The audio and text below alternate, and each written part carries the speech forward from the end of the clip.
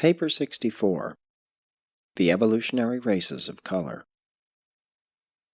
This is the story of the evolutionary races of Urantia, from the days of Anddonek, almost 1 million years ago, down through the times of the planetary prince to the end of the Ice Age. The human race is almost 1 million years old, and the first half of its story roughly corresponds to the pre-planetary prince days of Urantia.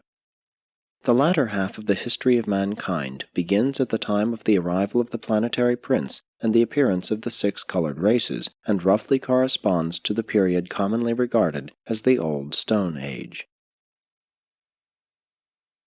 1. The Anddonek Aborigines. Primitive man made his evolutionary appearance on Earth a little less than 1 million years ago, and he had a vigorous experience. He instinctively sought to escape the danger of mingling with the inferior simian tribes. But he could not migrate eastward because of the arid Tibetan land elevations, 30,000 feet above sea level. Neither could he go south nor west because of the expanded Mediterranean Sea, which then extended eastward to the Indian Ocean. And as he went north, he encountered the advancing ice. But even when further migration was blocked by the ice, and though the dispersing tribes became increasingly hostile, the more intelligent groups never entertained the idea of going southward to live among their hairy, tree-dwelling cousins of inferior intellect. Many of man's earliest religious emotions grew out of his feeling of helplessness in the shut-in environment of this geographic situation: mountains to the right, water to the left, and ice in front. But these progressive Andonites would not turn back to their inferior tree-dwelling relatives in the south. These Andonites avoided the forests in contrast with the habits of their non-human relatives. In the forests, man has always deteriorated. Human evolution has made progress only in the open and in the higher latitudes. The cold and hunger of the open lands stimulate action, invention, and resourcefulness. While these Anddonek tribes were developing the pioneers of the present human race amidst the hardships and privations of these rugged northern climes, their backward cousins were luxuriating in the southern tropical forests of the land of their early common origin. These events occurred during the times of the Third Glacier, the first according to the reckoning of geologists. The first 2 glaciers were not extensive in northern Europe. During most of the Ice Age, England was connected by land with France, while later on Africa was joined to Europe by the Sicilian land bridge. At the time of the Anddonek migrations, there was a continuous land path from England in the west, on through Europe and Asia to Java in the east. But Australia was again isolated, which further accentuated the development of its own peculiar fauna. 950,000 years ago, the descendants of Anddonek had migrated far to the east and to the west. To the west they passed over Europe to France and England. In later times they penetrated eastward as far as Java, where their bones were so recently found, the so-called Java Man, and then journeyed on to Tasmania. The groups going west became less contaminated with the backward stocks of mutual ancestral origin than those going east, who mingled so freely with their retarded animal cousins. These unprogressive individuals drifted southward and presently mated with the inferior tribes.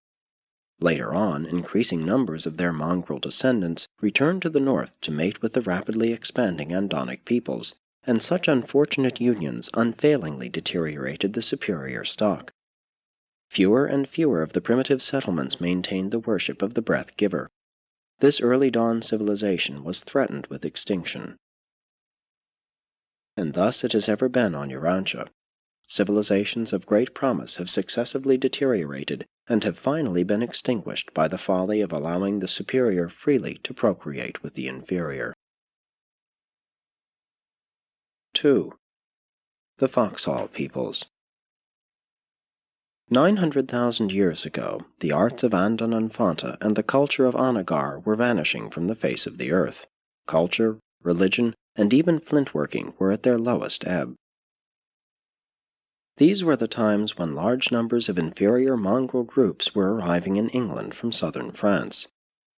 These tribes were so largely mixed with the forest ape-like creatures that they were scarcely human. They had no religion, but were crude flint workers, and possessed sufficient intelligence to kindle fire.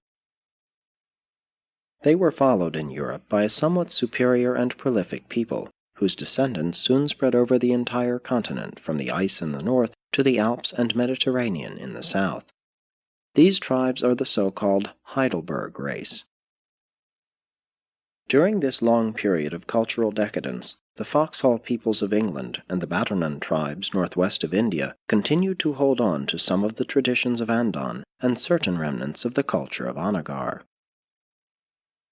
The Foxhall peoples were farthest west and succeeded in retaining much of the Andonic culture.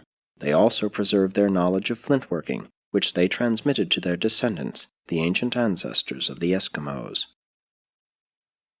Though the remains of the Foxhall peoples were the last to be discovered in England, these Andonites were really the first human beings to live in those regions.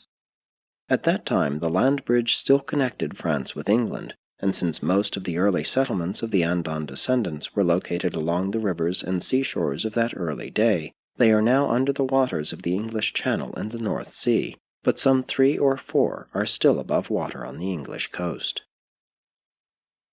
Many of the more intelligent and spiritual of the Foxhall peoples maintained their racial superiority and perpetuated their primitive religious customs.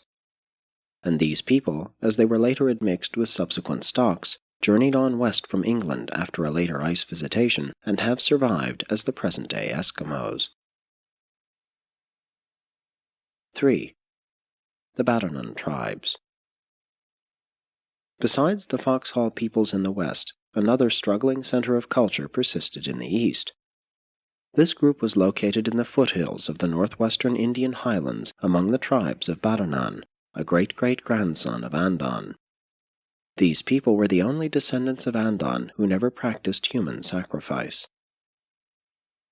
These highland Baddanites occupied an extensive plateau surrounded by forest, traversed by streams, and abounding in game. Like some of their cousins in Tibet, they lived in crude stone huts, hillside grottos, and semi-underground passages. While the tribes of the north grew more and more to fear the ice, those living near the homeland of their origin became exceedingly fearful of the water. They observed the Mesopotamian peninsula gradually sinking into the ocean, and though it emerged several times, the traditions of these primitive races grew up around the dangers of the sea and the fear of periodic engulfment. And this fear, together with their experience with river floods, explains why they sought out the highlands as a safe place in which to live. To the east of the Baddanan peoples, in the Siwalik hills of northern India, may be found fossils that approach nearer to transition types between man and the various pre-human groups than any others on Earth.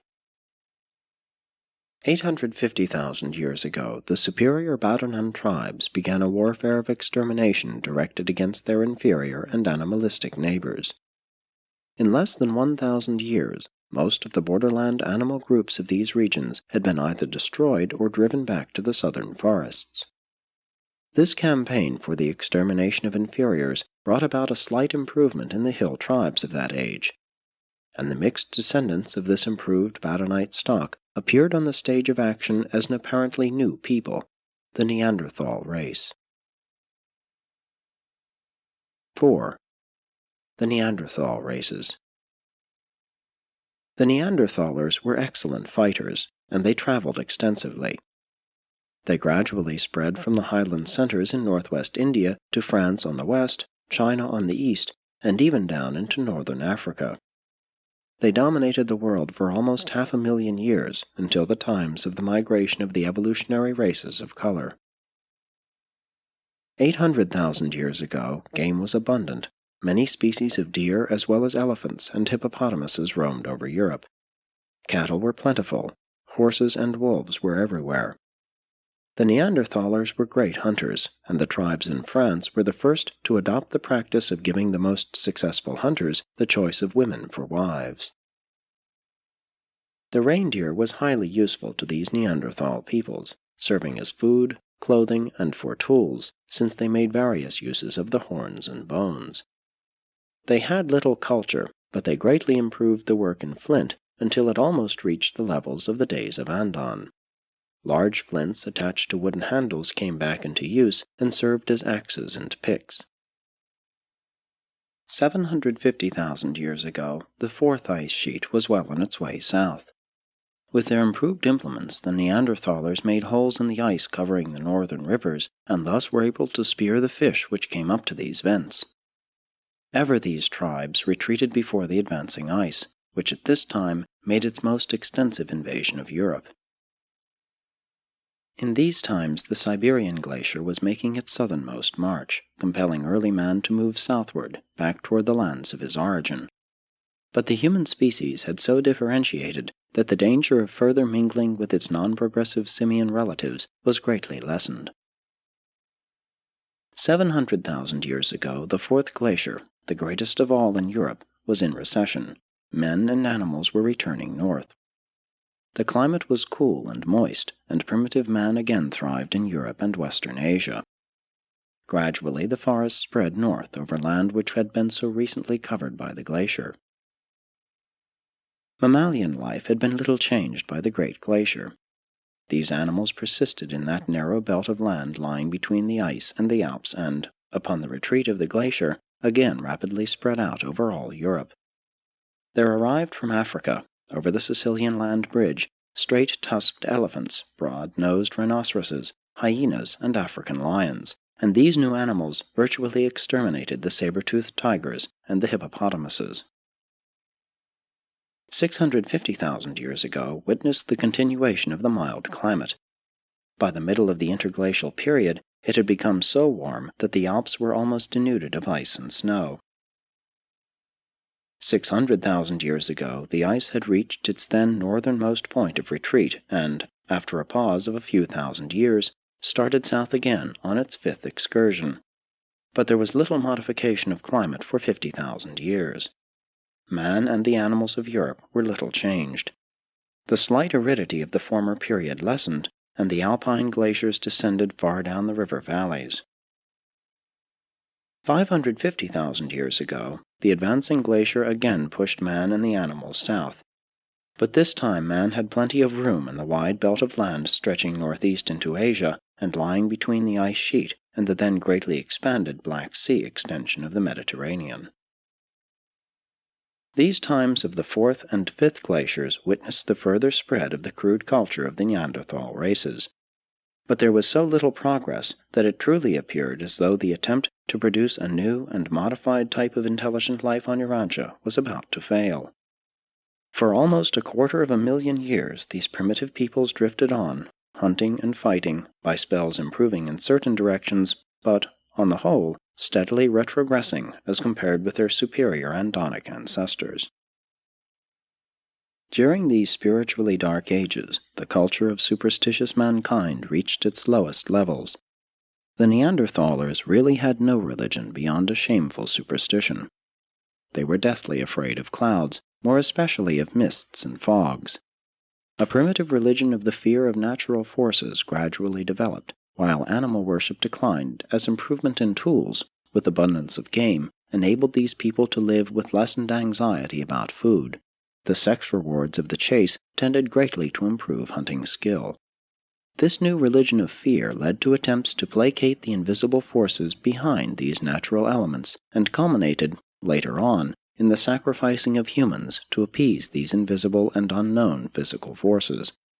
And this terrible practice of human sacrifice has been perpetuated by the more backward peoples of Urantia right on down to the 20th century. These early Neanderthalers could hardly be called sun worshippers. They rather lived in fear of the dark. They had a mortal dread of nightfall. As long as the moon shone a little, they managed to get along, but in the dark of the moon they grew panicky and began the sacrifice of their best specimens of manhood and womanhood in an effort to induce the moon again to shine.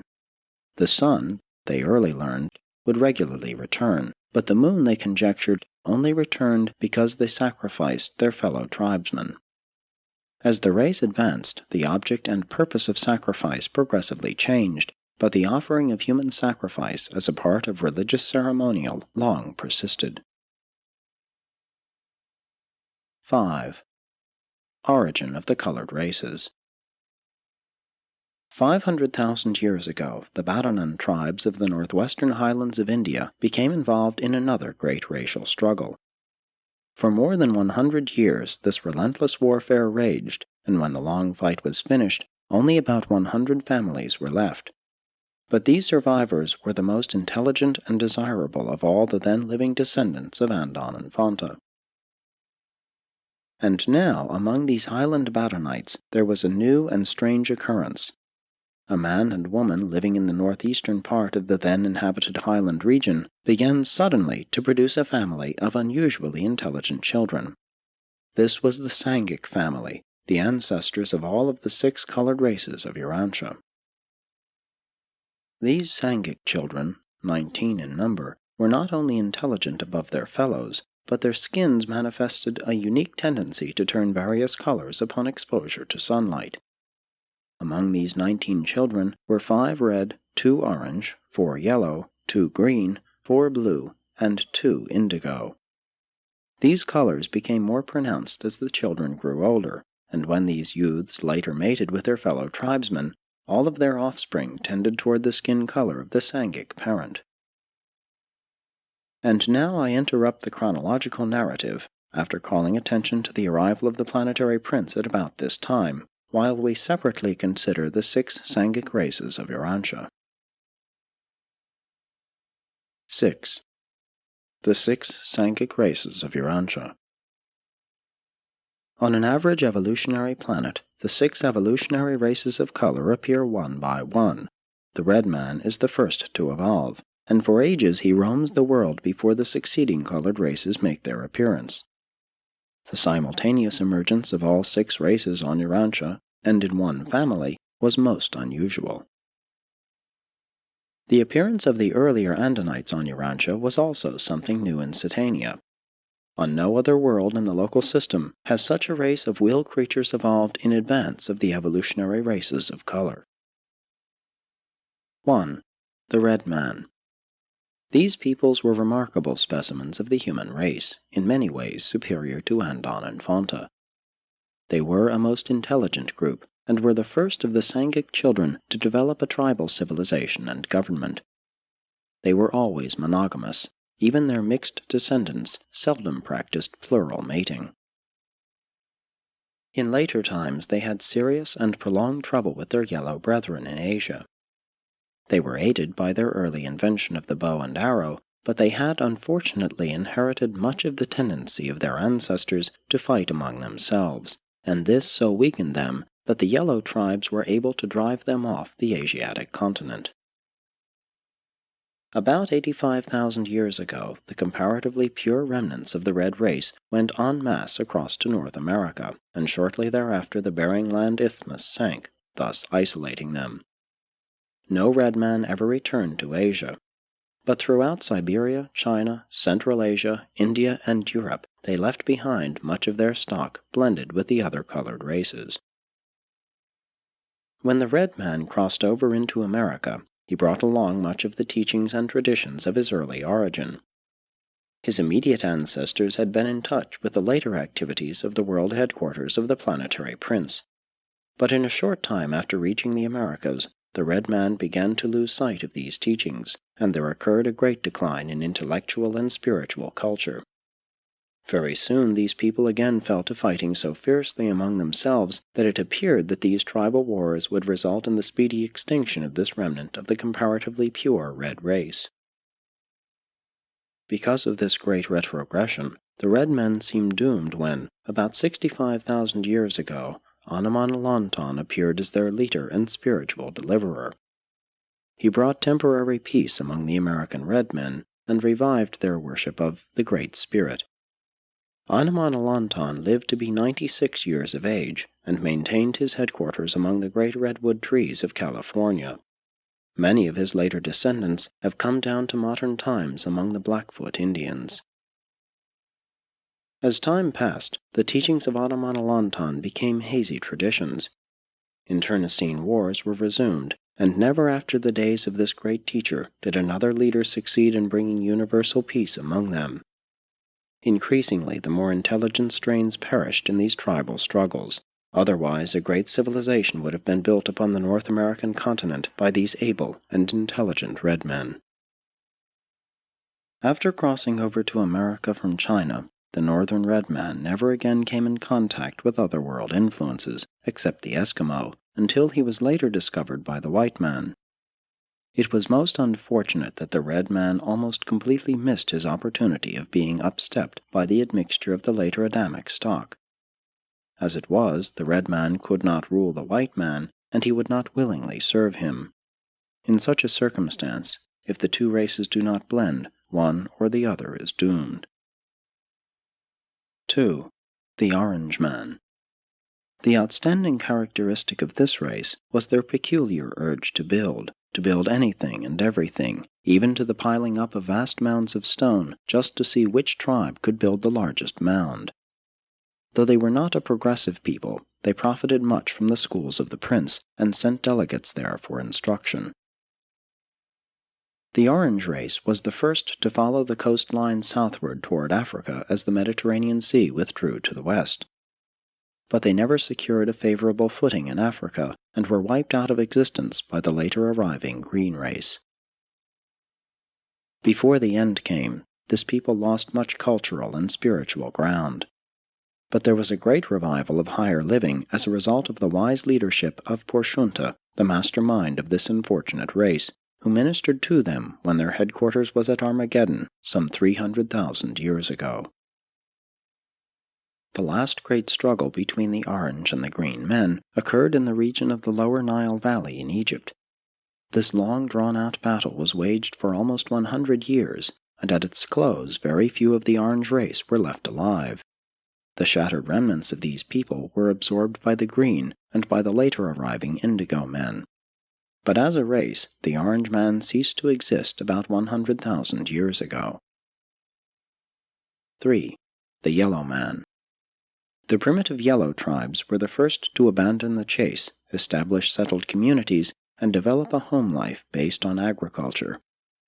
Intellectually, they were somewhat inferior to the red man, but socially and collectively they proved themselves superior to all of the Sangic peoples in the matter of fostering racial civilization. Because they developed a fraternal spirit, the various tribes learning to live together in relative peace, they were able to drive the red race before them as they gradually expanded into Asia. They traveled far from the influences of the spiritual headquarters of the world and drifted into great darkness following the Caligastia apostasy. But there occurred one brilliant age among this people when Singlangton, about 100,000 years ago, assumed the leadership of these tribes and proclaimed the worship of the One Truth. The survival of comparatively large numbers of the yellow race is due to their intertribal peacefulness. From the days of Singlangton to the times of modern China, the yellow race has been numbered among the more peaceful of the nations of Urantia. This race received a small but potent legacy of the later imported Adamic stock. 4. The Green Man. The Green race was one of the less able groups of primitive men, and they were greatly weakened by extensive migrations in different directions. Before their dispersion, these tribes experienced a great revival of culture under the leadership of Fontad, some 350,000 years ago. The Green race split into three major divisions. The northern tribes were subdued, enslaved, and absorbed by the yellow and blue races. The eastern group were amalgamated with the Indian peoples of those days, and remnants still persist among them. The southern nation entered Africa, where they destroyed their almost equally inferior orange cousins. In many ways, both groups were evenly matched in this struggle, since each carried strains of the giant order, many of their leaders being 8 and 9 feet in height. These giant strains of the Green Man were mostly confined to this southern or Egyptian nation. The remnants of the victorious Green Men were subsequently absorbed by the Indigo race, the last of the colored peoples to develop and emigrate from the original Sangic center of race dispersion. 5. The Blue Man. The Blue Men were a great people. They early invented the spear and subsequently worked out the rudiments of many of the arts of modern civilization. The blue man had the brain power of the red man associated with the soul and sentiment of the yellow man. The Adamic descendants preferred them to all of the later persisting colored races. The early blue men were responsive to the persuasions of the teachers of Prince Caligastia's staff, and were thrown into great confusion by the subsequent perverted teachings of those traitorous leaders. Like other primitive races, they never fully recovered from the turmoil produced by the Caligastia betrayal, nor did they ever completely overcome their tendency to fight among themselves. About 500 years after Caligastia's downfall, a widespread revival of learning and religion of a primitive sort, but nonetheless real and beneficial, occurred. Orlandolf became a great leader among the blue race, and led many of the tribes back to the worship of the true God under the name of the Supreme Chief. This was the greatest advance of the blue man until those later times when this race was so greatly upstepped by the admixture of the Adamic stock. The European researches and explorations of the Old Stone Age have largely to do with unearthing the tools, bones, and art craft of these ancient blue men, for they persisted in Europe until recent times. The so-called white races of Urantia are the descendants of these blue men, as they were first modified by slight admixture with yellow and red, and as they were later greatly upstepped by assimilating the greater portion of the violet race. 6. The Indigo race. As the red men were the most advanced of all the Sangic peoples, so the black men were the least progressive. They were the last to migrate from their highland homes. They journeyed to Africa, taking possession of the continent, and have ever since remained there, except when they have been forcibly taken away, from age to age, as slaves. Isolated in Africa, the Indigo peoples, like the red man, received little or none of the race elevation which would have been derived from the infusion of the Adamic stock. Alone in Africa, the Indigo race made little advancement until the days of Orvanon, when they experienced a great spiritual awakening. While they later almost entirely forgot the God of gods proclaimed by Orvanon, they did not entirely lose the desire to worship the unknown. At least they maintained a form of worship up to a few thousand years ago. Notwithstanding their backwardness, these Indigo peoples have exactly the same standing before the celestial powers as any other earthly race.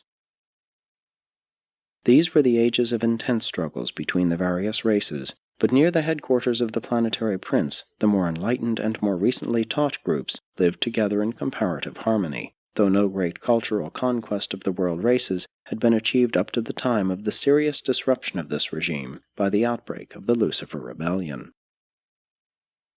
From time to time, all of these different peoples experienced cultural and spiritual revivals.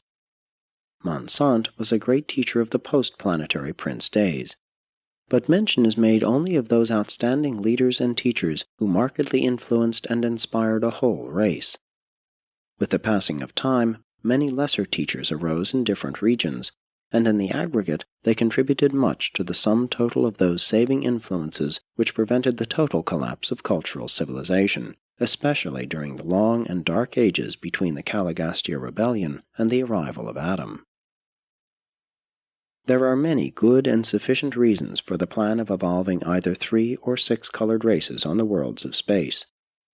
Though Urantia mortals may not be in a position fully to appreciate all of these reasons, we would call attention to the following. 1. Variety is indispensable to opportunity for the wide functioning of natural selection, differential survival of superior strains. 2. Stronger and better races are to be had from the interbreeding of diverse peoples when these different races are carriers of superior inheritance factors. And the Urantia races would have benefited by such an early amalgamation, provided such a conjoint people could have been subsequently effectively upstepped by a thoroughgoing admixture with the superior Adamic stock. The attempt to execute such an experiment on Urantia under present racial conditions would be highly disastrous. 3. Competition is healthfully stimulated by diversification of races. 4. Differences in status of the races and of groups within each race are essential to the development of human tolerance and altruism. 5. Homogeneity of the human race is not desirable until the peoples of an evolving world attain comparatively high levels of spiritual development. 7. Dispersion of the colored races. When the colored descendants of the Sangik family began to multiply, and as they sought opportunity for expansion into adjacent territory, the fifth glacier, the third of geologic count, was well advanced on its southern drift over Europe and Asia. These early colored races were extraordinarily tested by the rigors and hardships of the glacial age of their origin. This glacier was so extensive in Asia that for thousands of years migration to eastern Asia was cut off, and not until the later retreat of the Mediterranean Sea, consequent upon the elevation of Arabia, was it possible for them to reach Africa. Thus it was that for almost 100,000 years these Sangik peoples spread out around the foothills and mingled together more or less, notwithstanding the peculiar but natural antipathy which early manifested itself between the different races. Between the times of the planetary prince and Adam, India became the home of the most cosmopolitan population ever to be found on the face of the earth. But it was unfortunate that this mixture came to contain so much of the green, orange, and indigo races. These secondary Sangik peoples found existence more easy and agreeable in the southlands, and many of them subsequently migrated to Africa. The primary Sangik peoples, the superior races, avoided the tropics, the red man going northeast to Asia, closely followed by the yellow man, while the blue race moved northwest into Europe. The red men early began to migrate to the northeast, on the heels of the retreating ice, passing around the highlands of India and occupying all of northeastern Asia. They were closely followed by the yellow tribes, who subsequently drove them out of Asia into North America. When the relatively pure line remnants of the red race forsook Asia, there were 11 tribes, and they numbered a little over 7,000 men, women, and children. These tribes were accompanied by 3 small groups of mixed ancestry, the largest of these being a combination of the orange and blue races. These 3 groups never fully fraternized with the red man, and early journeyed southward to Mexico and Central America, where they were later joined by a small group of mixed yellows and reds. These peoples all intermarried and founded a new and amalgamated race, one which was much less warlike than the pure-line red men. Within 5,000 years, this amalgamated race broke up into 3 groups, establishing the civilizations respectively of Mexico, Central America, and South America. The South American offshoot did receive a faint touch of the blood of Adam.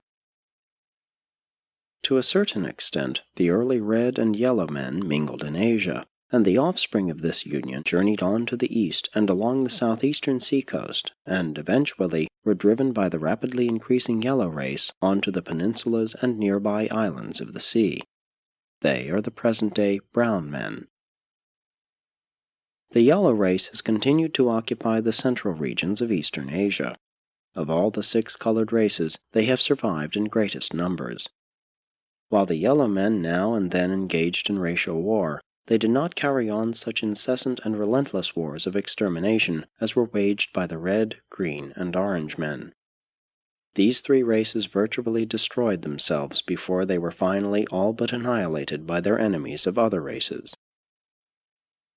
Since the 5th glacier did not extend so far in Europe, the way was partially open for these Sangik peoples to migrate to the northwest, and upon the retreat of the ice, the blue men, together with a few other small racial groups, migrated westward along the old trails of the Anddonek tribes. They invaded Europe in successive waves, occupying most of the continent. In Europe, they soon encountered the Neanderthal descendants of their early and common ancestor, Anddonek. These older European Neanderthalers had been driven south and east by the glacier, and thus were in position quickly to encounter and absorb their invading cousins of the Sangik tribes. In general, and to start with, the Sangik tribes were more intelligent than, and in most ways far superior to, the deteriorated descendants of the early Anddonek plainsmen, and the mingling of these Sangik tribes with the Neanderthal peoples led to the immediate improvement of the older race.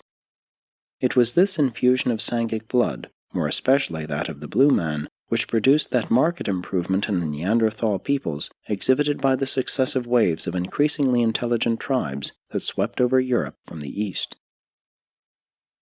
During the following interglacial period, this new Neanderthal race extended from England to India. The remnant of the blue race left in the old Persian peninsula later amalgamated with certain others, primarily the yellow, and the resultant blend, subsequently somewhat upstepped by the violet race of Adam, has persisted as the swarthy nomadic tribes of modern Arabs. All efforts to identify the Sangic ancestry of modern peoples must take into account the later improvement of the racial strains by the subsequent admixture of Adamic blood. The superior races sought the northern or temperate climes, while the orange, green, and indigo races successively gravitated to Africa over the newly elevated land bridge which separated the westward retreating Mediterranean from the Indian Ocean. The last of the Sangic peoples to migrate from their center of race origin was the Indigo Man. About the time the Green Man was killing off the Orange race in Egypt and greatly weakening himself in so doing, the Great Black Exodus started south through Palestine along the coast, and later, when these physically strong Indigo peoples overran Egypt, they wiped the Green Man out of existence by sheer force of numbers. These Indigo races absorbed the remnants of the Orange Man and much of the stock of the Green Man, and certain of the Indigo tribes were considerably improved by this racial amalgamation. And so it appears that Egypt was first dominated by the Orange Man, then by the Green, followed by the Indigo, Black Man, and still later by a mongrel race of Indigo, Blue, and modified Green men. But long before Adam arrived, the Blue men of Europe and the mixed races of Arabia had driven the Indigo race out of Egypt and far south on the African continent. As the Sangic migrations draw to a close, the Green and Orange races are gone. The Red Man holds North America, the Yellow Man Eastern Asia, the Blue Man Europe, and the Indigo race has gravitated to Africa. India harbors a blend of the secondary Sangic races, and the Brown Man, a blend of the red and yellow, holds the islands off the Asiatic coast. An amalgamated race of rather superior potential occupies the highlands of South America. The purer Andonites live in the extreme northern regions of Europe and in Iceland, Greenland, and northeastern North America. During the periods of farthest glacial advance, the westernmost of the Andon tribes came very near being driven into the sea. They lived for years on a narrow southern strip of the present island of England, and it was the tradition of these repeated glacial advances that drove them to take to the sea when the sixth and last glacier finally appeared. They were the first marine adventurers. They built boats and started in search of new lands which they hoped might be free from the terrifying ice invasions. And some of them reached Iceland, others Greenland, but the vast majority perished from hunger and thirst on the open sea. A little more than 80,000 years ago, shortly after the Red Man entered northwestern North America, the freezing over of the North Seas and the advance of local ice fields on Greenland drove these Eskimo descendants of the Urantia aborigines to seek a better land, a new home, and they were successful, safely crossing the narrow straits which then separated Greenland from the northeastern land masses of North America. They reached the continent about 2,100 years after the Red Man arrived in Alaska. Subsequently, some of the mixed stock of the Blue Man journeyed westward and amalgamated with the later-day Eskimos, and this union was slightly beneficial to the Eskimo tribes. About 5,000 years ago, a chance meeting occurred between an Indian tribe and a lone Eskimo group on the southeastern shores of Hudson Bay. These two tribes found it difficult to communicate with each other, but very soon they intermarried, with the result that these Eskimos were eventually absorbed by the more numerous Red Men. And this represents the only contact of the North American Red Man with any other human stock down to about 1,000 years ago, when the white man first chanced to land on the Atlantic coast. The struggles of these early ages were characterized by courage, bravery, and even heroism. And we all regret that so many of those sterling and rugged traits of your early ancestors have been lost to the later-day races.